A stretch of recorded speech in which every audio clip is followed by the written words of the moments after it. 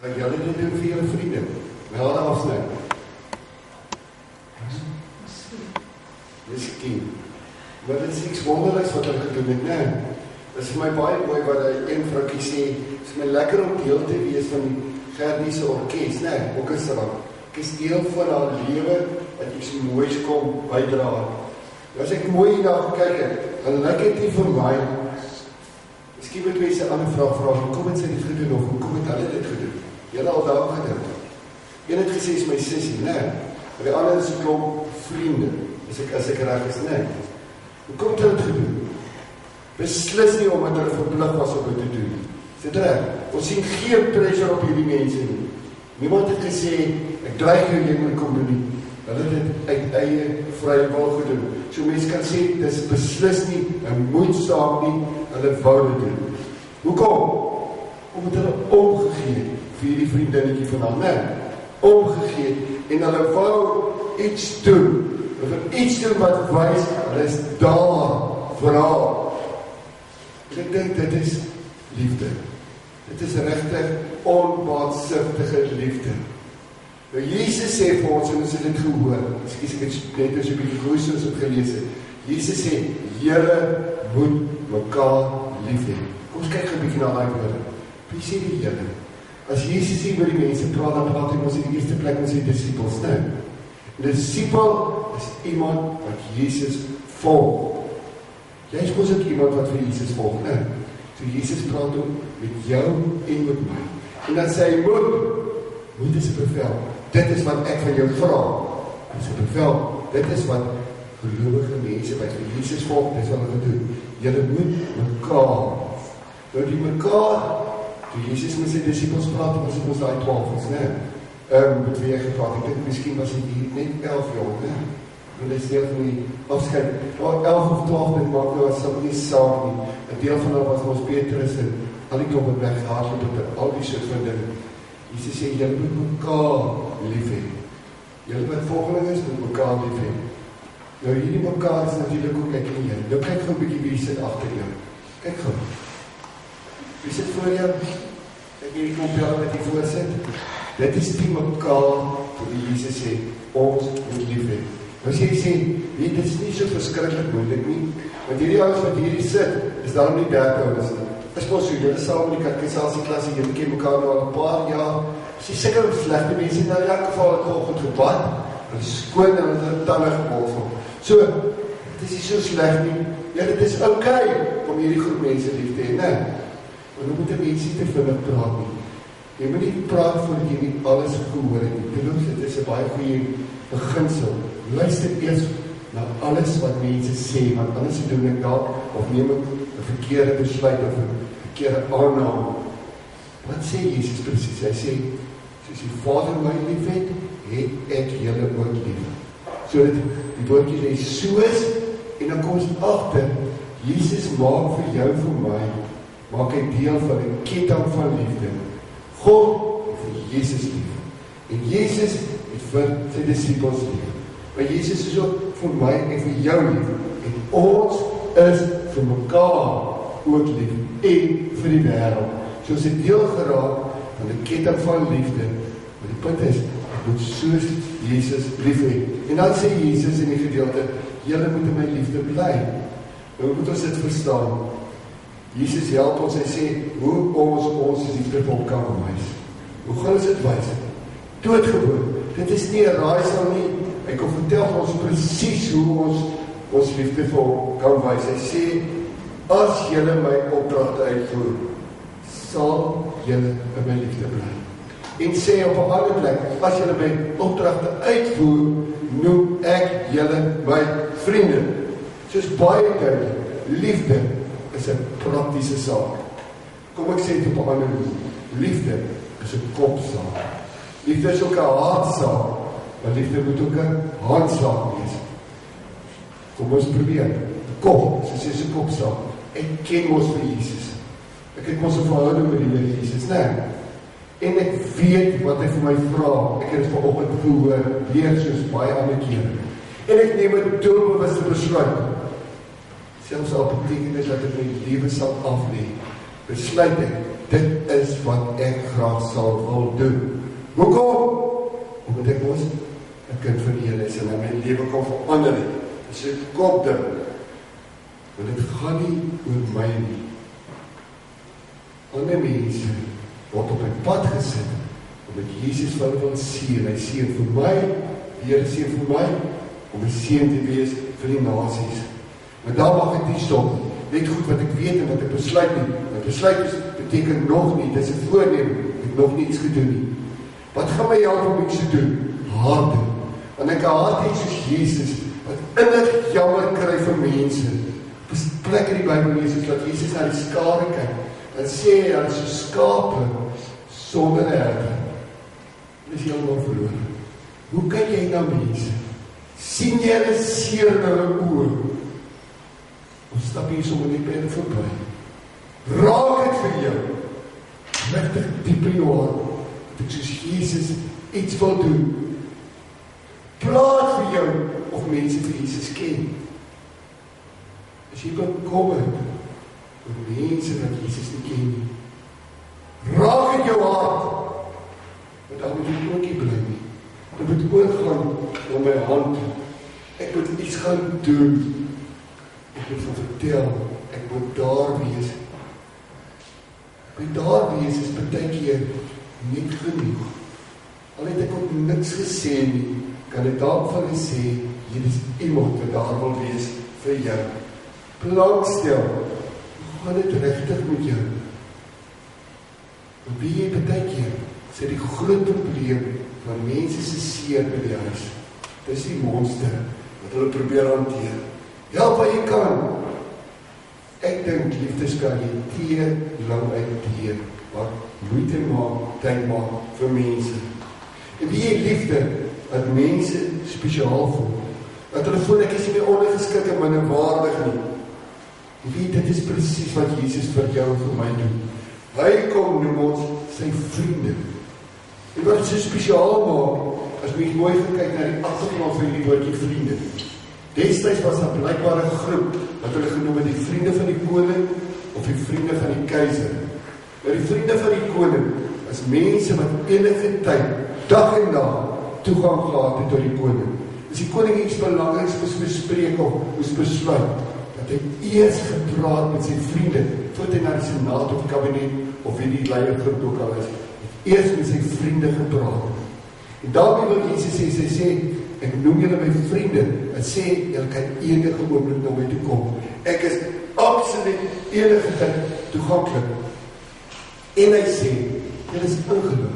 Julle het nie nodig om te raai, hoe vir julle moet leef nie. Julle het mos die woord. Julle het mos vanoggend gehoor, julle moet my gebooie gehoorsaam. Ons het die Heilige Gees, wat binne my hart woon, wat my herinner aan Jesus se woorde. Ons het 'n goeie vriend. Daarom het ons, toe ons klein was, miskien nou nie julle nie, maar ek en my Willie, het ons die liedjie gesing, wat 'n vriend het ons in Jesus.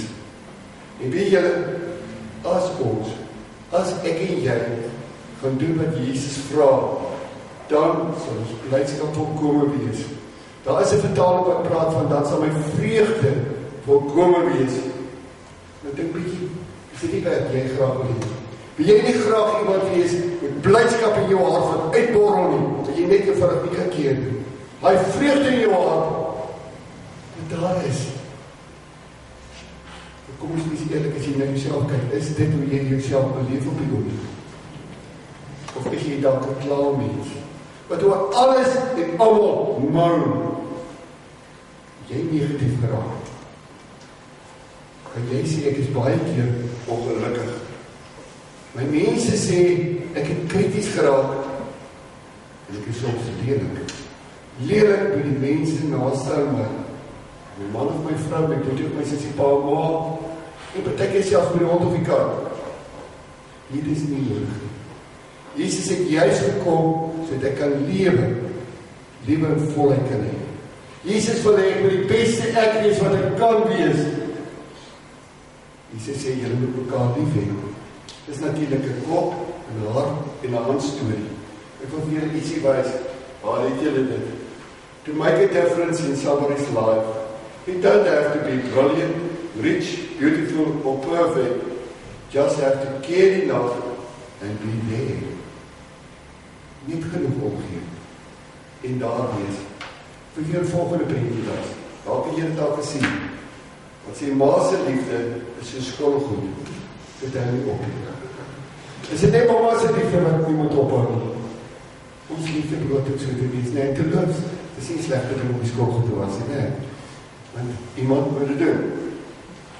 Is dit hoe ons liefde is? Ons liefde hou nie op. Is dit hoe mense vir jou ken? En is dit 'n beeld van die kerk? Ek het gelees, nou sy naam is Nick Stander. Nick Stander, blykbaar op 'n stadium van een van die dominees van die kerk, hierdie storie vertel. Hy het vertel van hoe hy met die kerk dink en hoe hy die dominees sien. Hy sien die kerk, of meeste kerke, as 'n plek met tralies op. Maar ons het ook sulke heininge hierso.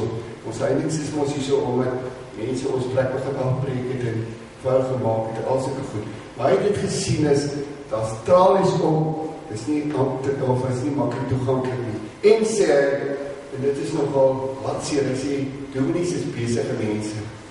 Daarmee wil hy sommer dadelik sê, hulle is ook nie sommer net toeganklik, jy kan nie sommer net nader toe gaan nie. En dan vertel hy oor kerkmense, hy sê, kerkmense gee soms kos. En dit is wonderlik, want hy is baie keer was hy honger. Nick Stander was boemelaar en hy het 'n probleem gehad met alkohol.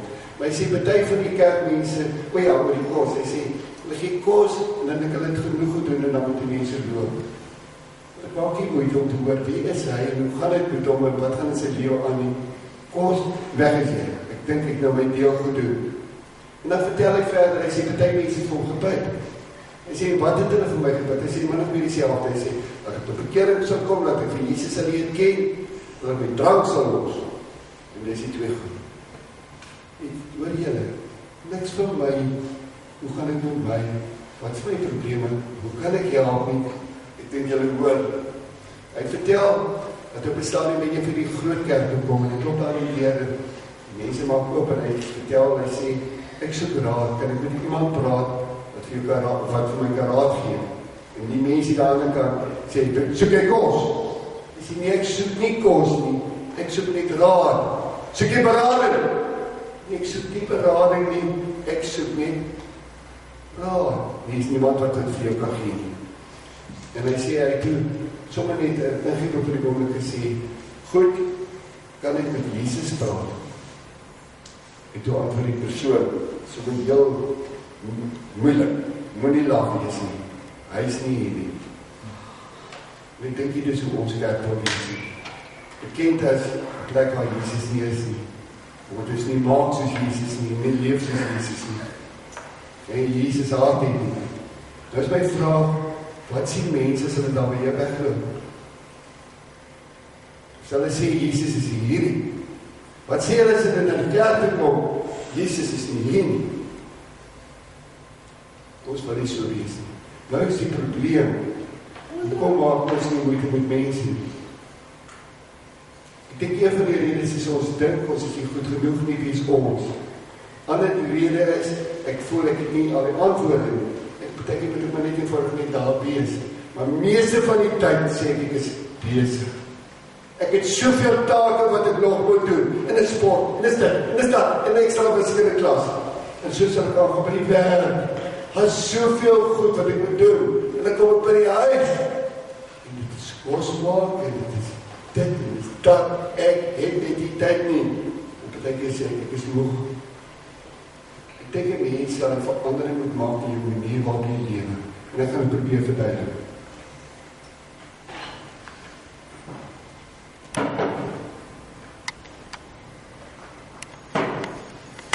Soveel lekker goed wat 'n mens kan doen in die lewe, né?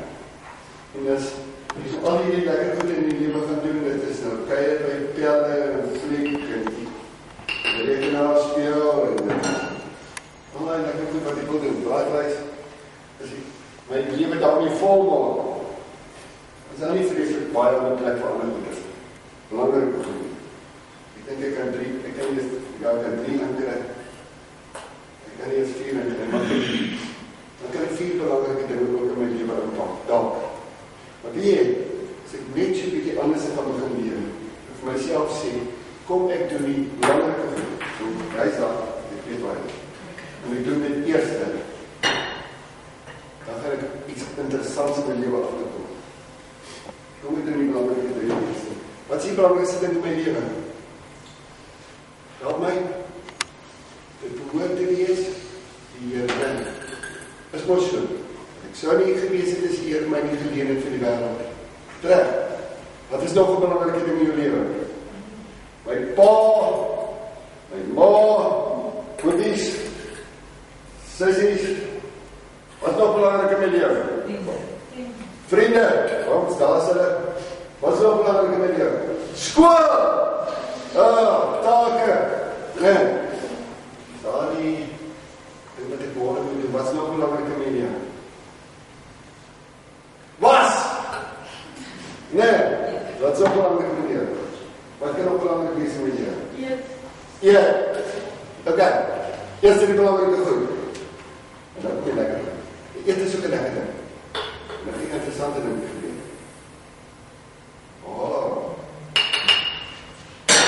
Wat gebeur? Jy het tyd vir ons. Hoekom? Omdat die eerste ding eerste gesit het. Is dit reg? Nou het ek tyd vir die belangrike ding. En Jesus sê vir my, wat is een van die belangrikste goed in my lewe? Een van die belangrikste goed in my lewe behoort te wees, julle moet mekaar lief hê. Dit is nie net 'n kop ding nie. Dit is 'n hart ding en dit is 'n hand ding. En as ek dit doen, dan gaan ek 'n wonderlike verrassing kry. Dan kry ek dit wat ek graag wil hê. Dan gaan ek blydskap hê, nie sommer blydskap hê. Op oorlog vrede. Sê nie wat jy wil hê. Wat maak ek ook kan sê, gestil wees vir die Here, en dan sal ek vir ons ook hy vir Jesus in myself sê. En as jy lewe so 'n bietjie teen mekaar is, dan wil ek dan kan ons gerus maar vir hom vra, help my om die belangrike goed eers te sien. En dan vertrou ons hom dat ons kan plek hê vir die ander goed. Dis 'n trek. Dat Jesus het gekom dat ek die lewe kan hê en dit ook oor. Kom ek gee die kans om net te stil wees vir die Here.